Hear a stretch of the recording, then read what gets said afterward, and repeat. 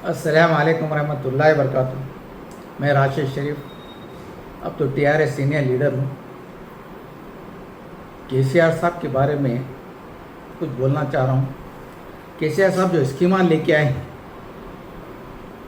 तकरीबन 2014 से लेकर 23 तक एक एक स्कीम का जिक्र करना चाहता हूँ। बड़े मज़े की स्कीमां हैं और बड़े मज़े के उसके साथ जो वाक़यात हुए हैं वो मैं आप लोगों के साथ शेयर करना चाह रहा हूँ। एक आसरा स्कीम आई थी जिसमें है सो ज़ईफ़ों के लिए, बेवाओं के लिए और अपाहिज लोगों के लिए एक स्कीम थी वो।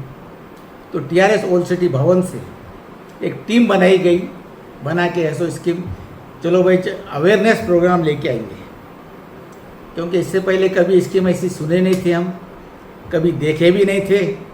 पब्लिक के लिए जो स्कीम जो केसीआर साहब निकाले हैं, देखेंगे क्या रिएक्शन होता। गए, डोर टू डोर गए, तकरीबन 40-50 की टीम थी, उसमें लेडीज़ भी थे, जेंट्स भी थे, बच्चे भी थे।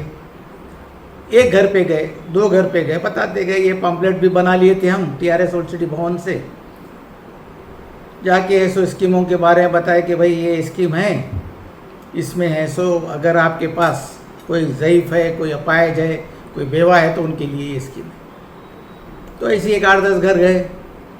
उसके बाद एक घर आया, वहाँ पे खटका मारे तो एक ज़ईफ़ आदमी की आवाज़ आई, ज़ोरदार आवाज़ आई।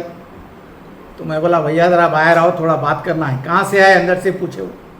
तो बोले कि भाई पार्टी ये गवर्नमेंट है हमारी टीआरएस, तो गवर्नमेंट की तरफ से कुछ स्कीम आए हुए है, तो वो स्कीम के सबको तफसील बताना है।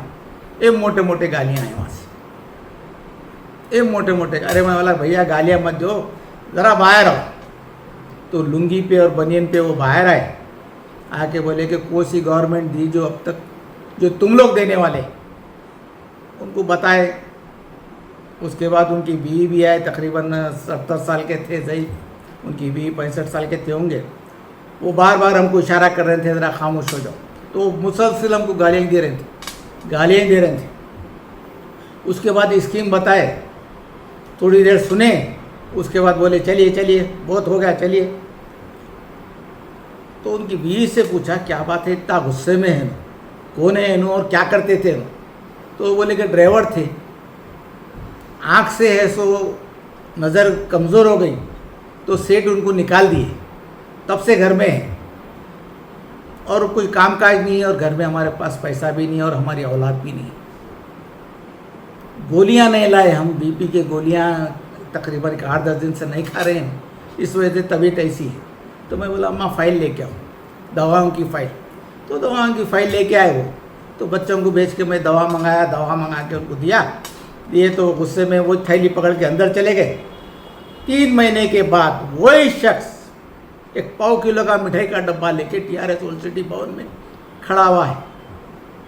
जब मेरी नज़र पड़ी, क्योंकि वो गालियाँ मेरे को याद थे, जब मेरी नज़र पड़ी उन पे, मैं गया करीब तो उनकी आंखों में आंसू थे और मिठाई का डब्बा लेके वो मेरे साथ ऐसा ठहरे थे। मैं बोला क्या हुआ, बताए कि वो पेंशन आ गया मेरे को, जो आप फॉर्म फिलअप करे थे उसका पेंशन आ गया, आप मेरे को माफ़ कर दीजिए। मैं नहीं समझा था कि ये हुकूमत है सो हमारे लिए इतना बड़ा काम करेंगी। आज हमारे को दवाओं के लिए भी और हमारे फल फूल के लिए, फ्रूट के लिए भी अल्हम्दुलिल्लाह पैसे मिले। तो ये केसीआर का बड़ा कारनामा। इसी तरीके से कई स्कीमात है जो मैं आपका थोड़ा टाइम लूँगा और बताते जाऊँगा, जो पब्लिक को फ़ायदा होगा और जो टीआरएस भवन की टीम जो काम की तारीफ़ के काबिल है। और इसी तरीके से हर स्कीम हर एक 4-8 दिन में एक आपके साथ शेयर करूँगा। और प्लीज़ इसको सुनिए और केसीआर साहब को जो कारनामा केसीआर साहब का उसको याद रखें और उनको दुआ दें। बहुत बहुत शुक्रिया। अल्लाह हाफ़िज़।